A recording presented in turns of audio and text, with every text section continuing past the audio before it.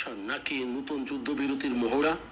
তেহরানের অনমনীয় শর্তের মুখে চীনের মধ্যস্থতা উদ্যোগ। বন্ধুগণ, চলমান মার্কিন ইরান সংঘাতের পটভূমিতে মধ্যপ্রাচ্য ও বৈশ্বিক জ্বালানি রুটের ভাগ্য এখন ঝুলছে এক সুতোর উপর। একদিকে যুক্তরাষ্ট্রের একের পর এক নিষেধাজ্ঞা এবং সামরিক চাপ, অন্যদিকে তেহরানের আত্মমর্যাদা ও সার্বভৌমত্ব রক্ষার অনড় অবস্থান।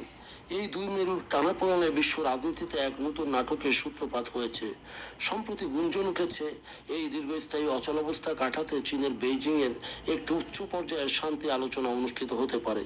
এই কূটনৈতিক তৎপরতাকে বেগবান করতে পাকিস্তানের সেনাপ্রধান ফিল্ড মার্শাল আসিম মুনির তেহরান সফর শেষ করে এবার চীনের উদ্দেশ্যে রওনা হচ্ছেন বলে কূটনৈতিক সূত্রে জানা গেছে। তেহরানের শক্ত অবস্থান, অধিকার থেকে এক চুলও পিছু নয়। চলতি মে মাসে মার্কিন প্রেসিডেন্ট ডোনাল্ড ট্রাম্প দাবি করেছেন যে ইরানের সাথে একটি শান্তি চুক্তি মোটামুটি চূড়ান্ত হয়ে এসেছে এবং এর আওতায় কৌশলগতভাবে গুরুত্বপূর্ণ হরমুজ প্রণালী পুনরায় উন্মুক্ত করা হতে পারে। কিন্তু তেহরানের অন্দরমহলের চিত্র সম্পূর্ণ আলাদা। ইরানের পার্লামেন্ট স্পিকার বাগির গালিবাফ এবং পররাষ্ট্রমন্ত্রী আব্বাস আরাকচি অত্যন্ত স্পষ্টভাবে জানিয়ে দিয়েছেন যে তারা ওয়াশিংটনকে বিশ্বাস করেন না। ইরানের জাতীয় নিরাপত্তা কমিটির কর্মকর্তাদের মতে, পূর্ববর্তী পরমাণু চুক্তি JCPOA থেকে যুক্তরাষ্ট্রের একতরফা বের হয়ে যাওয়া এবং সাম্প্রতিক সামরিক উস্কানি তেহরানকে চরমভাবে সতর্ক হতে বাধ্য করেছে। তেহরানের প্রধান শর্তগুলো অত্যন্ত সুনির্দিষ্ট। পূর্ব নিষেধাজ্ঞা প্রত্যাহার, ইরানের অবরুদ্ধ হয়ে থাকা কোটি কোটি ডলারের বৈদেশিক সম্পদ অবিলম্বে মুক্ত করতে হবে। হরমুজ প্রণালীর নিয়ন্ত্রণ, হরমুজ প্রণালীর ব্যবস্থাপনা এবং সেখানে ট্রানজিট ফি নেওয়ার অধিকার সম্পূর্ণভাবে ইরানের উপর বর্তাবে, যা যুক্তরাষ্ট্রের জন্য একটি বড় লাল দাগ বা রেড লাইন। ইউরেনিয়াম সমৃদ্ধকরণ ও সার্বভৌমত্ব, ওয়াশিংটন যেখানে 20 বছরের জন্য ইরানের পরমাণু কর্মসূচি বন্ধ এবং ইউরেনিয়াম মজুদ দেশ থেকে সরিয়ে নেওয়ার দাবি করেছে, সেখানে ইরান তার প্রতিরক্ষামূলক সামরিক ক্ষমতা ও ক্ষেপণাস্ত্র কর্মসূচিতে কোনো আপোষ করতে রাজি নয়। তেহরানের বার্তা, যদি মার্কিন প্রশাসন পুনরায় যুদ্ধ শুরু করার মতো ভুল করে তবে ইরান এবার আরো বিধ্বংসী দাঁত ভাঙা জবাব দেওয়ার জন্য সামরিকভাবে সম্পূর্ণ প্রস্তুত। মোহাম্মদ বাগির গালিব, যিনি স্পিকার ইরানের পার্লামেন্টের, ইনি সেই কথা বলেছেন। মধ্যস্থতায় পাকিস্তান ও কাতারের রশি টানাটানি, এই সংকটে পাকিস্তান ও কাতার পর্দার আড়ালে মূল সমন্বয়কের ভূমিকা পালন করছে।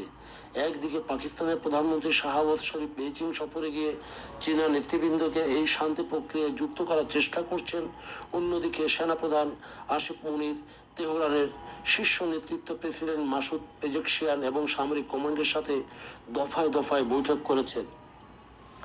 ইসলামাবাদ ও দোহার মূল লক্ষ্য হলো একটি 14 দফার সমঝোতা স্মারক চূড়ান্ত করা, যা আগামী 30 থেকে 60 দিনের জন্য একটি টেকসই যুদ্ধবিরতি নিশ্চিত করবে। সৌদি আরব, সংযুক্ত আরব আমিরাত এবং তুরস্কের মতো আঞ্চলিক শক্তিগুলো এই শান্তি প্রক্রিয়ার পক্ষে অবস্থান নিয়েছে, কারণ যুদ্ধ দীর্ঘায়িত হলে বৈশ্বিক জ্বালানি বাজারে যে বিপর্যয় নেমে আসবে তা এড়ানো এখন সরকার প্রধানদের অগ্রাধিকার। বেইজিং এর ভূমিকা এবং ভবিষ্যৎ অনিশ্চয়তা, চীন এই মুহূর্তে ইরানের সবচেয়ে বড় অর্থনৈতিক অংশীদার এবং কৌশলগত মিত্র। ইরানের প্রতিরক্ষা ব্যবস্থাপনা এবং চীনা প্রযুক্তির রাডার সিস্টেম উপস্থিতি ওয়াশিংটনের মাথা ব্যথার অন্যতম কারণ হয়ে দাঁড়িয়েছে। ফলে বেইজিং যদি এই আলোচনার আনুষ্ঠানিক ভেন্যু বা গ্যারান্টার হিসেবে আত্মপ্রকাশ করে, তবে তা হবে তেহরানের জন্য একটি বড় কূটনৈতিক বিজয়। তবে ইরানের সাধারণ মানুষ এবং রক্ষণশীল রাজনৈতিক মহল এই আলোচনাকে খুব একটা ইতিবাচক চোখে দেখছে না। ইরানের স্থানীয় সংবাদ মাধ্যমের যে জনমত জরিপে দেখা যায়, সেখানে প্রায় 70% মানুষ মনে করেন যুক্তরাষ্ট্রের সাথে কোনো স্থায়ী চুক্তি সম্ভব নয় এবং বর্তমান যুদ্ধবিরতির মেয়াদ শেষ হলেই আবারও পুরোদমে সংঘাত শুরু হতে পারে। বিশ্বের 1/5 তেল ও গ্যাস সরবরাহের রুট এই হরমুজ প্রণালী। তেহরান তার সার্বভৌমত্ব ও অর্থনৈতিক অগ্রাধিকার আদায়ে কতটা অনড় থাকে এবং বেইজিং এর টেবিলে ওয়াশিংটন কতটা নমনীয় হয়, তার উপরই নির্ভর করছে মধ্যপ্রাচ্যের আগামী দিনের ভবিষ্যৎ এবং ভবিষ্যৎ গোটা পৃথিবীর আর্থসামাজিক ব্যবস্থার। বন্ধুগণ, যদি আমাদের এই তথ্য গল্প আপনার ভালো লাগে তাহলে লাইক এবং শেয়ার দিন এবং আজ আমাদের সঙ্গে থাকার জন্য ধন্যবাদ। আমাদের ফলো দিন এবং সাবস্ক্রাইব করুন।